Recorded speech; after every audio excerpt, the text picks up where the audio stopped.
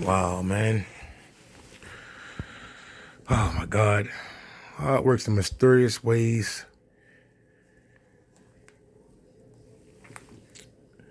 So yesterday I'm sitting in the house watching TV and I get a call from my cousin. I get a text message from him, as a matter of fact. He's like, Kobe died, man. So I'm like, Kobe Bryant?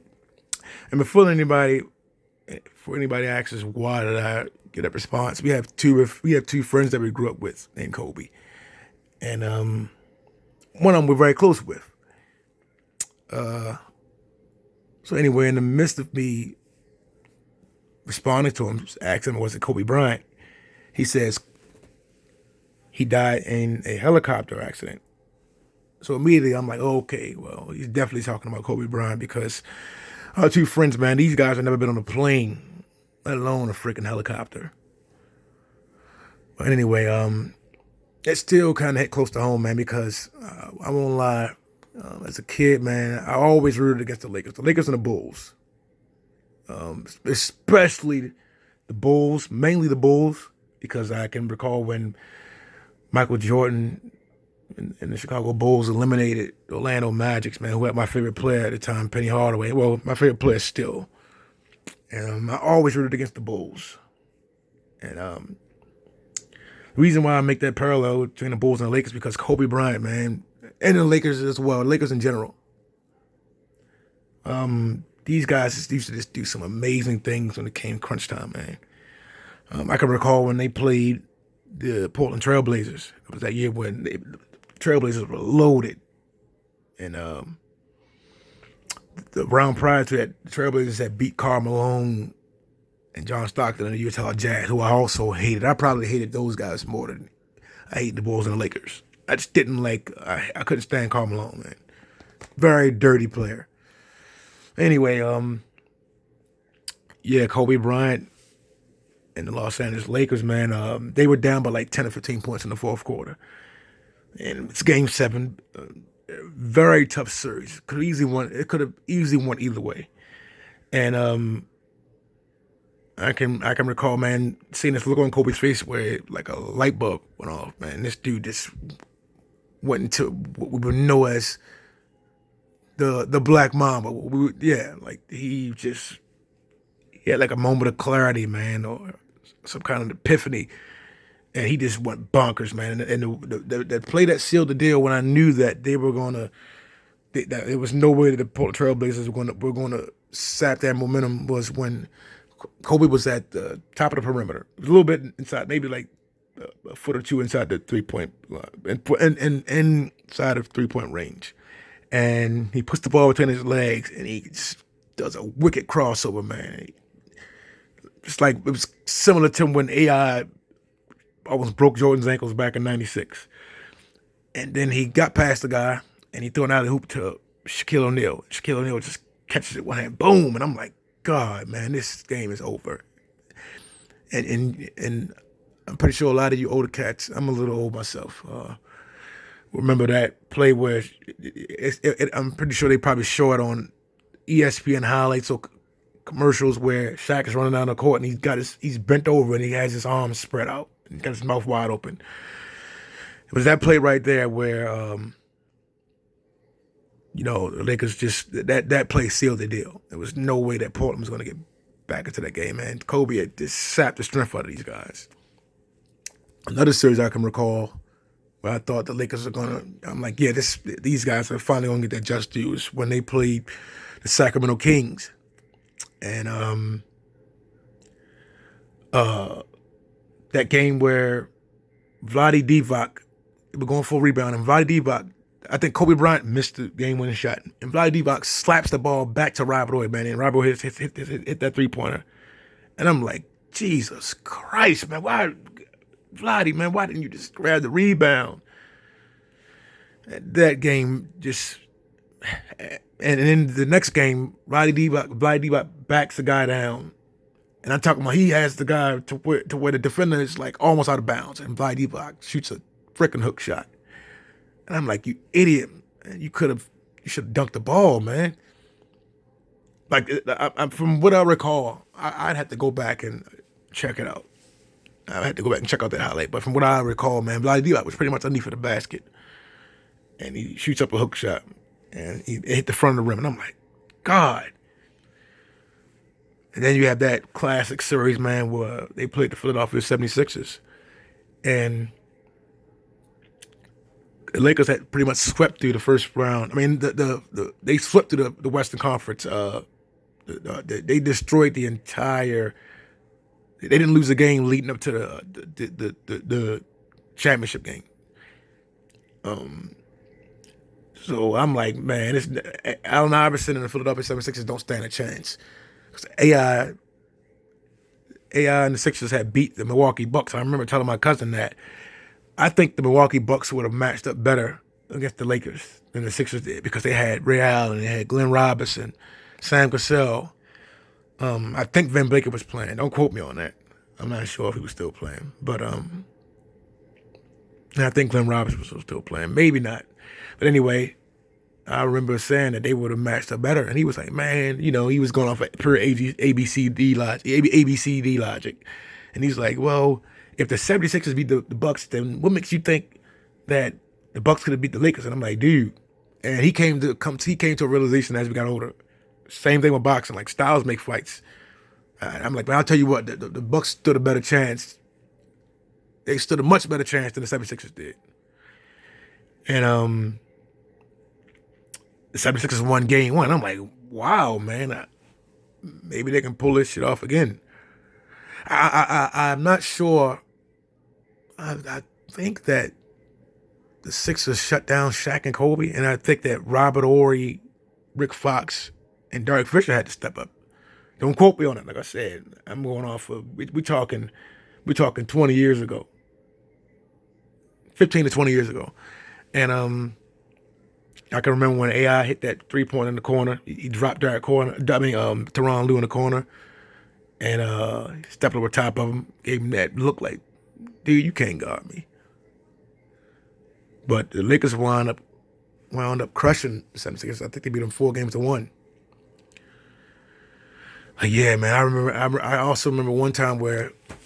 So sorry about that. I remember one time where Kobe went on like a 9-game winning streak where he was scoring 40 points a game. I can remember he went baseline. I forget who they were playing, but he went baseline and like freaking like pretty much windmilled the ball. He did a windmill. He went underneath of the rim and freaking windmilled that joint, man. Like I remember that was bananas. I still got that highlight recorded on VHS. And bear with me, guys, because as you can see, I have a minor speech problem. This is not scripted. This is off the top of the head. I also have anxiety too, so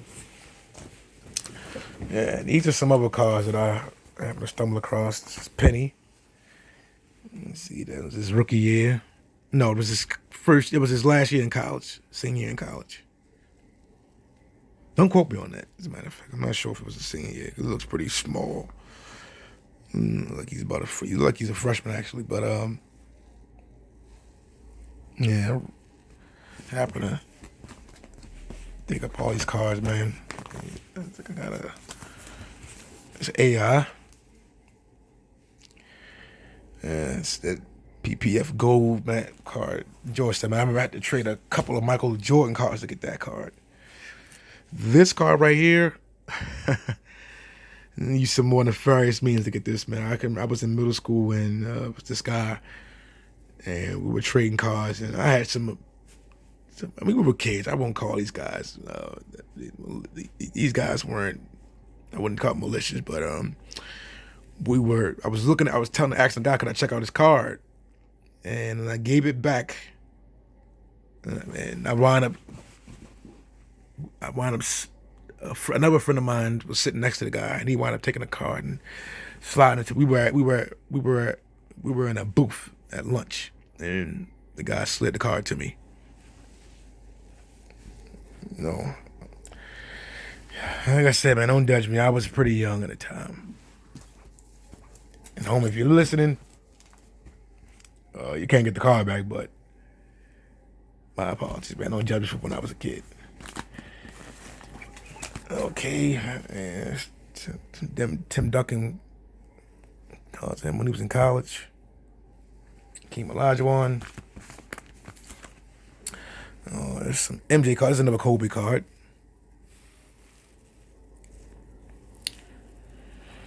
This MJ, man, I cannot deny this dude's greatness, man. Him and Kobe, two of the best I've seen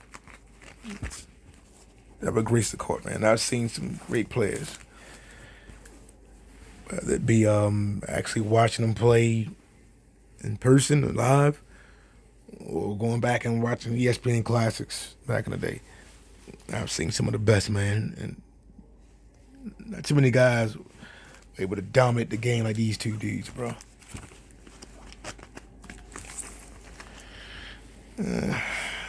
This is a game where MJ was sick. Let's see, they scored 38 points, man. He had I don't know if he had food poisoning or stomach flu, but the dude still he wiped the floor with the Utah Jazz. When he played baseball, I'm pretty sure I have some more MJ and Kobe cards. I remember having a lot of MJ and Kobe cards.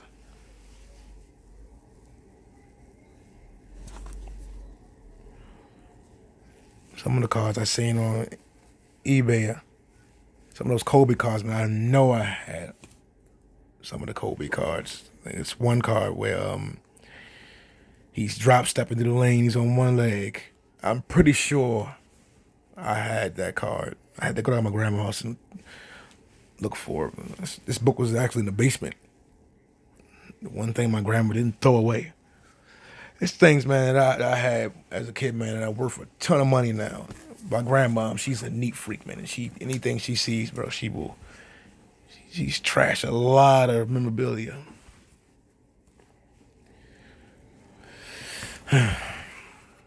Yeah, man, but that's pretty much it, man. I'll end it on this note. R.I.P. to the GOAT, man, his daughter. A lot of people are in pain right now, bro.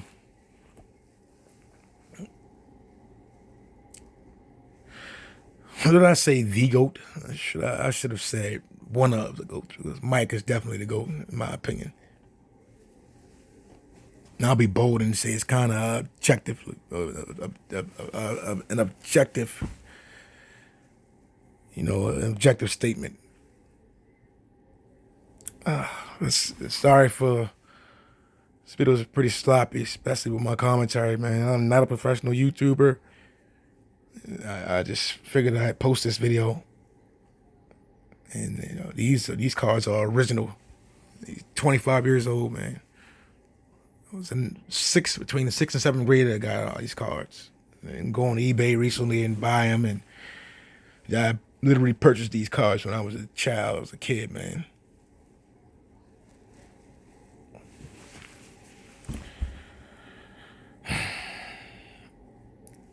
Yeah, but rest in peace to one of the greatest players of all time, man. Your family are in my prayers. And while I always rooted against you, I definitely always appreciated your talent, man. You and Mike, man, two of the best I've ever seen do it on the court. To anybody that's watching, you have a blessed day. Kiss your loved ones, man, because you never know. Life is very short. Kobe Bryant, man, he died. He was young, man, too. He's 41 years old, man. He was very young. 41 years is a short time, man. Any time is a short time. As you can always look back and, you always have people saying, like, hey, I feel like just yesterday I was this age, or, this person was born, or, and before you know it, man, I don't know if anybody's religious, man, the Most High or the Good Lord or Allah, Buddha, Jesus, whoever, man, they come calling, man, and it's like that. It's over. It's tragic, man. It's still kind of, it's unbelievable, actually. Man, everybody have a blessed day. Like I said, I'm sorry for terrible commentary. I'm not a professional YouTuber. I don't plan on being one. I just thought I would chime in on this topic and show you guys a little bit of, my Kobe Bryant collection. On my sheet, should I say? I won't call it a collection. And I definitely have more Kobe cards. I have to go back to my grandma's house and look for them. All right, ladies and gentlemen, later.